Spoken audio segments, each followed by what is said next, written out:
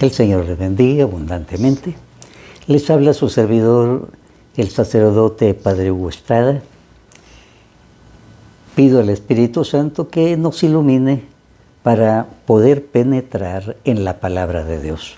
El día de hoy me voy a comentar la carta a los Filipenses.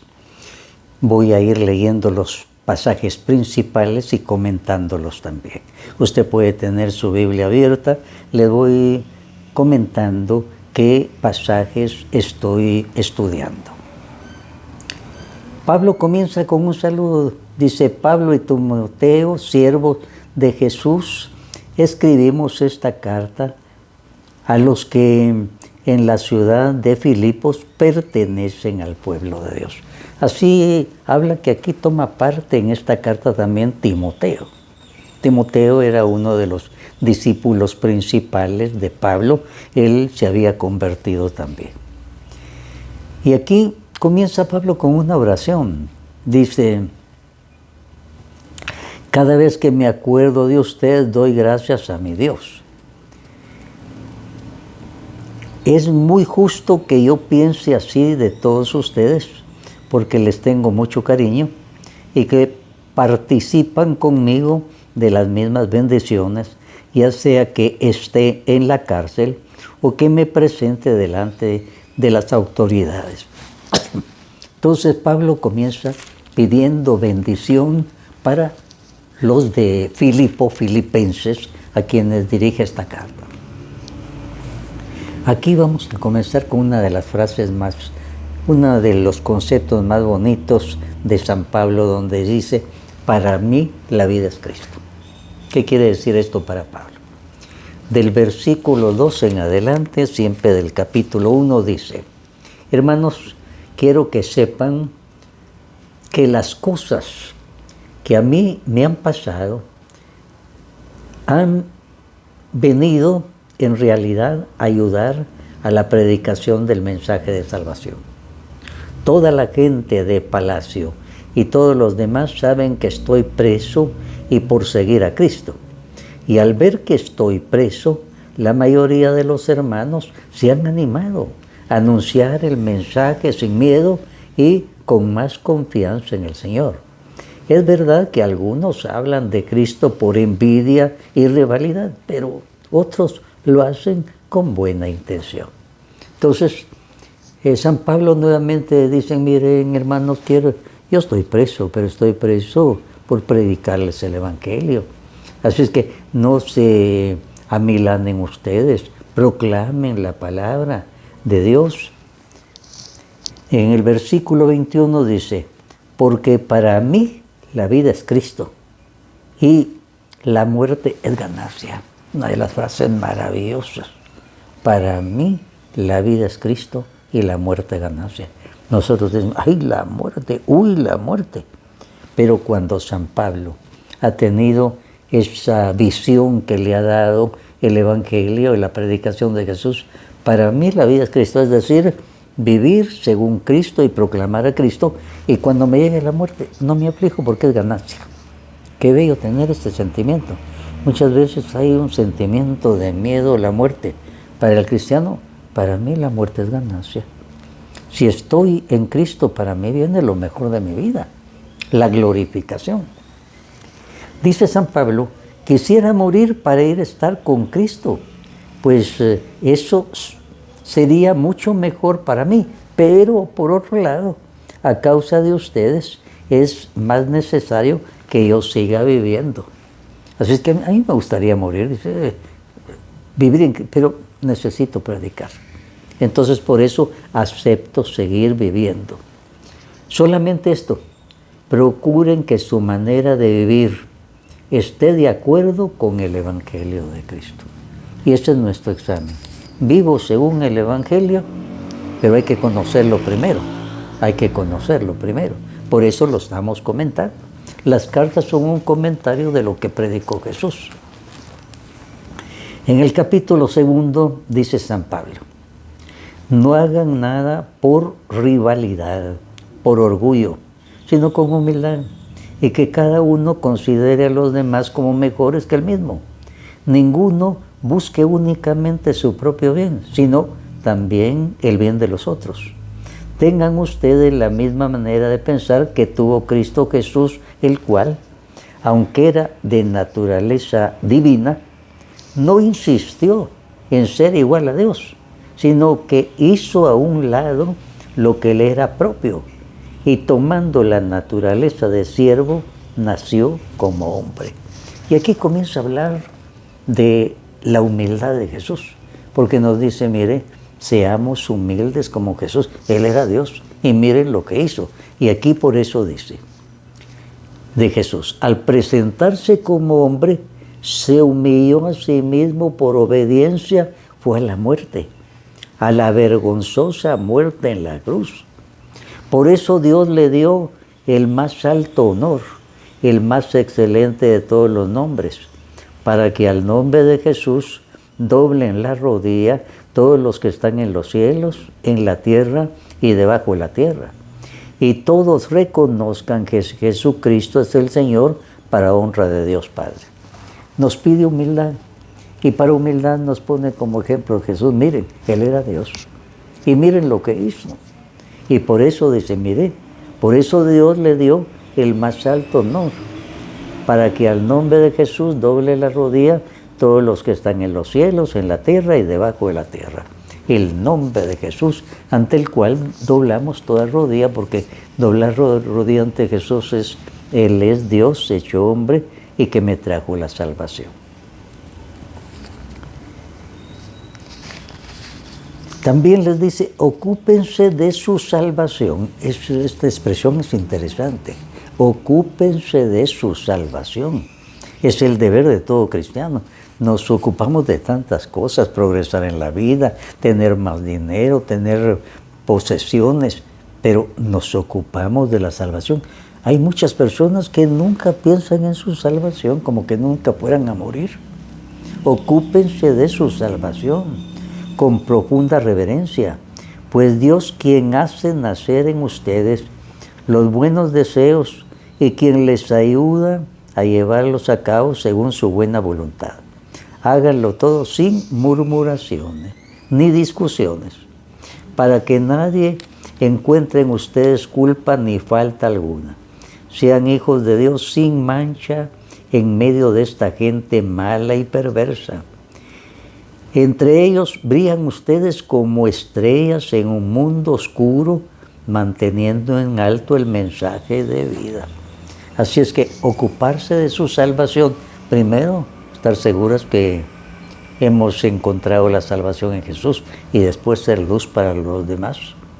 Sin mancha, están entre gente mala y perversa. Ustedes brillan como estrellas en un mundo oscuro. Por demás estar que el mundo está lleno de oscuridad, de tenebrosidad, y el cristiano es una luz. Esa luz nos vino el día del bautismo por medio del Espíritu Santo, y debe ir creciendo más. El día del bautismo a nosotros se nos comenzó a dar el Espíritu Santo, pero ese Espíritu Santo debe ir llenándonos más y más, y entre más nos llene, más vamos a brillar. Dice San Pablo en su capítulo 3 y versículo 3, porque los verdaderos circuncidados somos nosotros, los que adoramos a Dios movidos por su Espíritu, y nos alegramos de ser de Cristo Jesús, y no ponemos nuestra confianza en las cosas externas, aunque también yo tengo razones para confiar en tales cosas. Nadie tendrá más razones que yo para confiar en ellas. Me circuncidaron a los 8 días de nacer. Soy de raza israelita. Pertenezco a la tribu de Benjamín. Soy hebreo e hijo de hebreos. En cuanto a la interpretación de la ley judía, fui del partido de los fariseos. Era tan fanático que perseguía a los de la iglesia. Y en cuanto al cumplimiento de la ley, nadie tuvo nada que reprocharme. Pero todo esto, que antes valía mucho para mí, ahora a causa de Cristo, lo tengo por algo sin valor. Aún más, A nada le concedo valor si lo comparo con el bien supremo de conocer a Cristo Jesús mi Señor. Por causa de Cristo he perdido todo y todo lo considero basura a cambio de ganarlo a Él. Así es que San Pablo dice, miren, a mí me circuncidaron desde niño. Él se creía la maravilla del mundo, porque él como judío pues lo circuncidaron y él se creía la maravilla del mundo, pero no había conocido a Jesús. Y entonces vino el gran cambio. Todo lo que esto antes valía para mí mucho, a causa de Cristo lo tengo de poco valor. Él se creía la maravilla del mundo porque era judío, había sido circuncidado, pero no había conocido a Jesús. Entonces para mí todo eso es basura comparado con lo que he conocido. Y cada uno de nosotros tiene que haber pasado de eso. Todos hemos sido bautizados. Pero debe llegar un momento en que me apropio lo que es el bautismo. Y para eso viene la confirmación de los 15 años en adelante, en donde ya como joven debo confirmar lo que significa para mí el bautismo, que comencé a ser templo del Espíritu Santo. Debo confirmarlo, no seguir viviendo así adelante, me bautizaron, soy cristiano, pero no lo he confirmado de corazón. La confirmación debe ser un momento muy definitivo para el joven de sus 15 años en adelante, para decir, creo verdaderamente, no solo con la mente, con el corazón. Y para eso debemos ayudar mucho a los jóvenes para que sepan lo básico acerca de un cristiano. Siempre en el capítulo 3, la lucha por llegar a la meta. Aquí San Pablo nos pone como que fuéramos unos corredores. Hay una meta, hay que llegar, hay que correr, dice San Pablo. Hermanos, no digo que yo mismo ya lo haya alcanzado. Lo que sí hago es olvidarme de lo que queda atrás y esforzarme por alcanzar lo que está delante, para llegar a la meta y ganar el premio que Dios nos llama a recibir por medio de Cristo Jesús. Somos como corredores, dice San Pablo. Allá está la meta. Todos vamos corriendo. Debemos alcanzar aquello. Es el premio al que Dios nos llama, conocer a Cristo Jesús. Del versículo 18 en adelante dice, ya les he dicho muchas veces y ahora se lo repito con lágrimas, que hay muchos que están viviendo como enemigos de la cruz de Cristo y que acabarán por ser destruidos. Su Dios son sus propios apetitos y sienten orgullo de lo que debería darles vergüenza. Solo piensan en las cosas de este mundo. En cambio nosotros somos ciudadanos del cielo. Estamos esperando que del cielo venga el Salvador, el Señor Jesucristo, que cambiará nuestro cuerpo miserable para que sea como su propio cuerpo glorioso. Y lo hará por medio del poder que tiene para dominar todas las cosas. Entonces, muchos están viviendo como enemigos de Dios, dice. Es decir, no hacen caso a las cosas de Dios. Su Dios son sus propios bienes, su orgullo, el sobresalir. Somos ciudadanos del cielo y entonces debemos vivir como ciudadanos del cielo, cumpliendo lo que el Señor llama, que cambiará nuestro cuerpo miserable para que sea como propio cuerpo glorioso. O sea, este cuerpo debe ser transformado, pero solo será transformado para los que mueren viviendo en Cristo Jesús, en gracia de Dios. San Pablo siempre en el 4 capítulo, del versículo 4 en adelante, nos da un mensaje muy optimista. Dice, alégrense siempre en el Señor, repito, alégrense, que todos los conozcan a ustedes como personas bondadosas. El Señor está cerca. No se aflijan por nada, sino presenten todo a Dios en oración. pídanle y dele gracias también.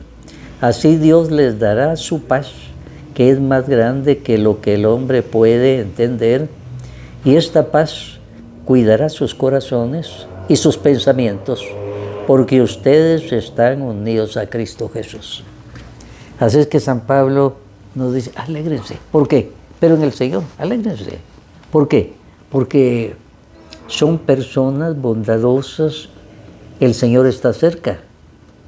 No se aflijan por nada, sino preséntenlo todo a Dios en oración.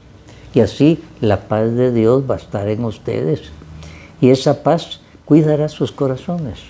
Qué difícil decir que uno tiene paz. Pero cuando alguien está en gracia de Dios, está con Dios, tiene la paz de Dios. Y puede estar en medio de la tormenta, pero puede estar la paz de Dios adentro, que es lo que todos pensamos y queremos. En el capítulo 4, del versículo 8, San Pablo dice, piensen en todo lo que es bueno. Y por eso dice, por último, hermanos, piensen en todo lo verdadero, en todo lo que es digno de respeto, en todo lo recto, en lo puro, en todo lo agradable, en todo lo que tiene buena fama. Piensen en todo lo que es bueno y merece alabanza.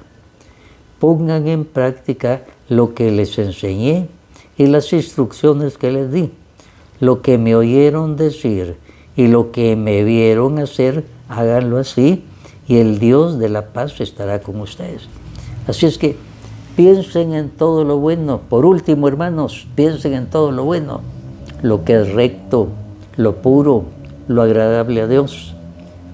Pongan en práctica lo que les enseñé y lo que me vieron hacer. Qué interesante esto. Qué fácil es predicar y qué difícil enseñar con el ejemplo. Pablo aquí dice, lo que les enseñé, las instrucciones que le di y lo que me oyeron decir y lo que me vieron hacer. O sea, es un hombre que ha dado ejemplo. No es un hombre que únicamente ha predicado, sino él ha vivido el Evangelio. Se puede vivir, ustedes me han visto hacerlo. En esta carta, San Pablo se va a referir a un momento en que él estaba en problemas económicos y la comunidad le ayudó. Y eso no se le olvida a San Pablo. Y por eso aquí, en el capítulo 4, les va a decir lo siguiente. Del versículo 11 en adelante. No lo digo porque yo esté necesitado, pues he aprendido a contentarme con lo que tengo. Sé lo que es vivir en la pobreza y también lo que es vivir en la abundancia. He aprendido a hacer frente a cualquier situación, lo mismo a estar satisfecho que a tener hambre, a tener de sobra que a no tener nada. A todo puede hacerle frente, pues Cristo es quien me sostiene. Sin embargo, ustedes hicieron bien compartiendo mis dificultades. Cuando yo partí de Macedonia, al comenzar a anunciar el mensaje de salvación, fueron ustedes, los de la iglesia de Filipos, los únicos que me enviaron ofrendas de gratitud por la ayuda espiritual que habían recibido.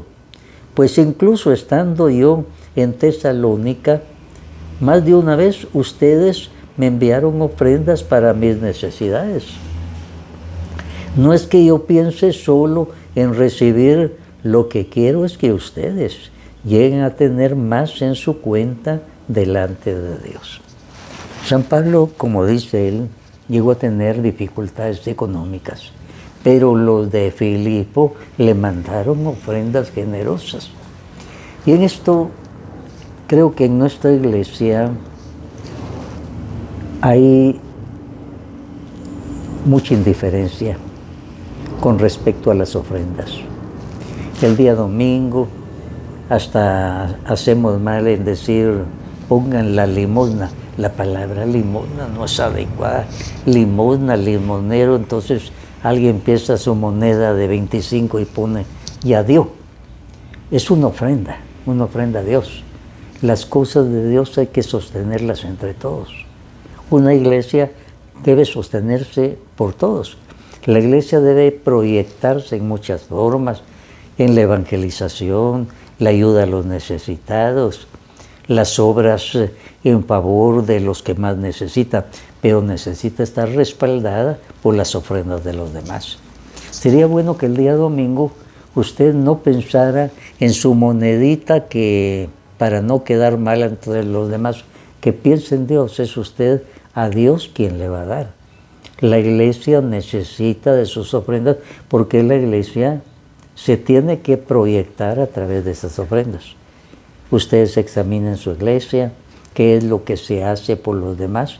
Usted está cooperando con eso. Tal vez usted directamente no está ayudando a ese necesitado, pero su iglesia a través de usted está llegando, y la iglesia muchas veces da alimento a personas muy necesitadas, ayuda, construcciones, salones, proyecciones, obras. Una iglesia activa es porque sus miembros son activos. Yo repito, en nuestra iglesia católica, en esto no sobresalimos. En otras iglesias no católicas hasta se exagera en esto de el diezmo y de dar, y si usted no se va a salvar si no hace eso. Nosotros en esto nos hemos quedado en un término que no es laudable. Hay que hacer conciencia. Todo cristiano debe colaborar con su iglesia y debe ver la obra de proyección de esa iglesia. A través de cada uno se llega a todos los demás.